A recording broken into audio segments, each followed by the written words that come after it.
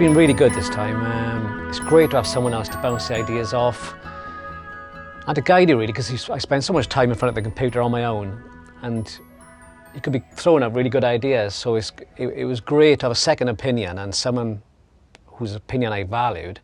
So about a week before, no, it was less than that, a couple of days before I was meant to send the finished mix over to Simon Hayworth to be mastered.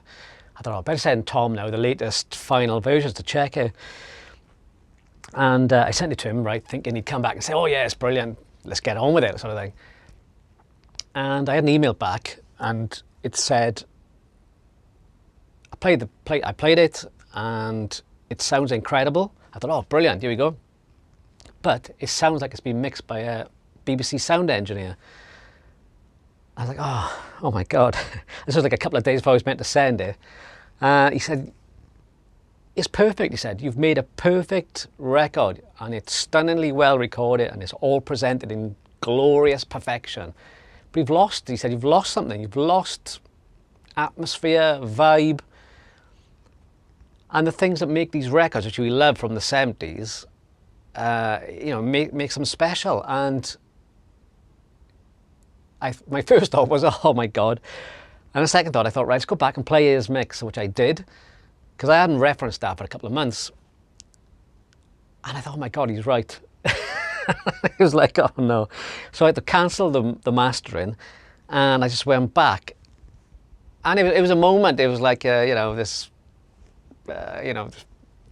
epiphany of sort of like moment of truth. And I thought, God, you're right, I got it all wrong, and I'd spent so much time making a perfect record, and it's something I think all modern musicians who use computers do. You get sidetracked because you know you can make a perfect record where everything's in time and there's no clicks and there's no out of time and all this kind of stuff. You can spend time thinking I'm doing my job by doing all this perfection and all this editing and cutting together and sonically getting it perfect.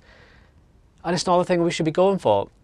That's one part of it, and there's valid, that's quite valid to say you can do all that, but the most important part is listening and closing your eyes and listening to the music and going after this vibe, this thing, I think when people made records in the 70s, they didn't have all this technology. You just had a reel of tape, you stuck it on, and the band played.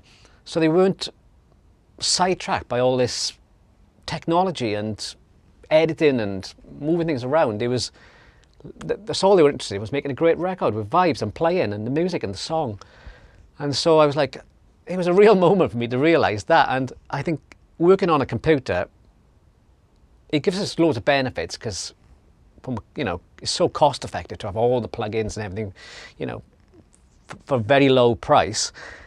But this working on this screen and watching this screen is so wrong. And what I had to do when I came to do those mixes and the repairs after Tom's email was to close my eyes and actually listen to the music. Instead of watching this bar going across and all these waveforms going, which takes 50% of your brain, I actually had to listen 100%. And I was doing moves and level changes with the mouse and my eyes closed. And when I sort of opened my eyes, I thought, oh my God, I would never have done that change, because I would have seen it and thought, oh, I can't do that, that's wrong, because it's visually wrong. And you'd hear it all completely different with your eyes closed. And I thought, so I had to spend most of the time getting the mouse and closing my eyes and not looking at the screen. The screen was like, I can't go near it. And it transformed the record. And again, I think what Tom was saying was, on my record, a guitar would sound like a guitar. And it'd be in a perfectly round, lovely space. It'd be in front of it like that, and the bass would be there, and the drums, blah, blah, blah, blah. But there's more to it than that. And to create atmosphere, you might put the guitar in a reverb and put it miles away, and then a little dry guitar there, and you might be panning things, and all this that you would know that they would do back in the day, but you wouldn't do now because you're so consumed with perfection and editing and cleaning things up and all that. So I'd say they were the two things that Tom brought to the table. The first one was to say not to cram too much in, which I slowly trying to get my head around. But the biggest thing, and he was it was worth every penny, and it was such a kick at the bum. Was this not to be drawn into this world of computer programming perfection, but to go for the music and the vibe. So hats off to Tom, and I can't thank him enough for his contribution to this record.